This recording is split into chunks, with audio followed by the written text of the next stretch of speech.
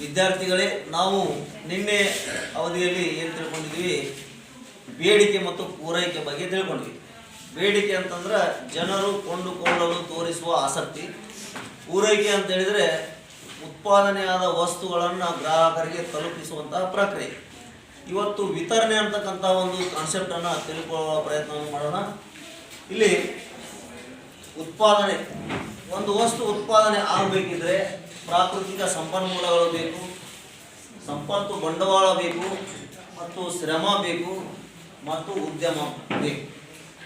ಅಂದ್ರೆ ಸಾರಿಗೆ, ವ್ಯಾಪಾರ, ವಾಣಿಜ್ಯ ಅವರು ಕೂಡ ಎಸೆನ್ಷಿಯಲ್.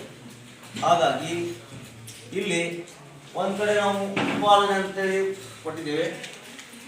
ಸ್ವಲ್ಪ ಜೂಮ್ ಮಾಡಿ ತೋರಿಸ್ತೀನಿ.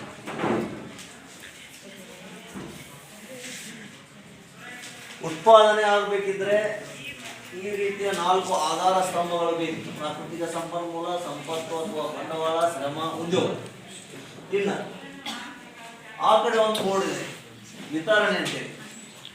ಏನು ವಿತರಣೆ? ವಿತರಣೆ ಅಂತ ಹೇಳಿದ್ರೆ ನೀವು ಉತ್ಪಾದನೆಯಾದ ವಸ್ತುಗಳನ್ನು ಜನರಿಗೆ ತಲುಪಿಸುವುದು ವಿತರಣೆ ಅಂತ ತಿಳ್ಕೋಬಾರ್ದು.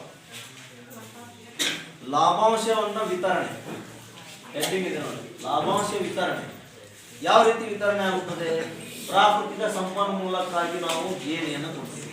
ಈಗ ಉದಾಹರಣೆ, ಇವನ ಹೊಲದಲ್ಲಿ ನಾವು ಏನೋ ಒಂದು ಅಗೆದು ತೆಗೆದು ಫ್ಯಾಕ್ಟ್ರಿಗೆ ಕಳಿಸಿದ್ದೇವೆ.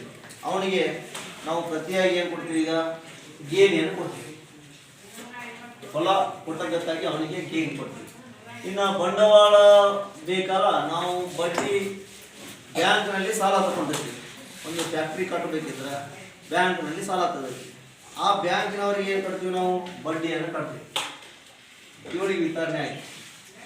ಇನ್ನು ಶ್ರಮ, ಕೂಲಿ ಕೆಲಸ ಮಾಡಿದಂಥವರು, ಆ ಫ್ಯಾಕ್ಟ್ರಿ ವಸ್ತು ಉತ್ಪಾದನೆ ಆಗಲು ಎಷ್ಟು ಜನ ಶ್ರಮ ವಹಿಸಿ ಕೆಲಸ ಮಾಡಿದಾರೋ ಅವರಿಗೂ ಕೂಡ ಇದರಲ್ಲಿ ವಿತರಣೆ ಆಗಬೇಕು.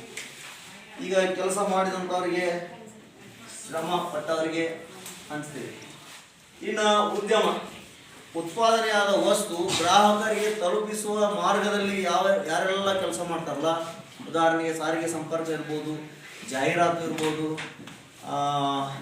ಸಗಟು ವ್ಯಾಪಾರಸ್ಥರು ಇರ್ಬೋದು, ಚಿಲ್ಲರೆ ವ್ಯಾಪಾರಸ್ಥರು ಇರ್ಬೋದು. ಇವರು ಲಾಭಕ್ಕೋಸ್ಕರ ಇದನ್ನು ಮಾಡ್ತಾರೆ. ಅವರಿಗೆ ಲಾಭದಲ್ಲಿ ಅವರಿಗೆ ಲಾಭದ ರೂಪದಲ್ಲಿ ಅವರಿಗೆ ಹಂಚಿಕೆ ಆಯಿತು. ಈ ರೀತಿ 4 ಉತ್ಪಾದನೆಗೆ ಸಹಕರಿಸಿದ ಒಂದು ಅಂಶಗಳಿಗೆ ವಿತರಣೆಯ ರೂಪದಲ್ಲಿ ಲಾಭಾಂಶ ಇಲ್ಲಿ ಹಂಚಿಕೆ ಆಯಿತು. ಯಾವ ರೀತಿ?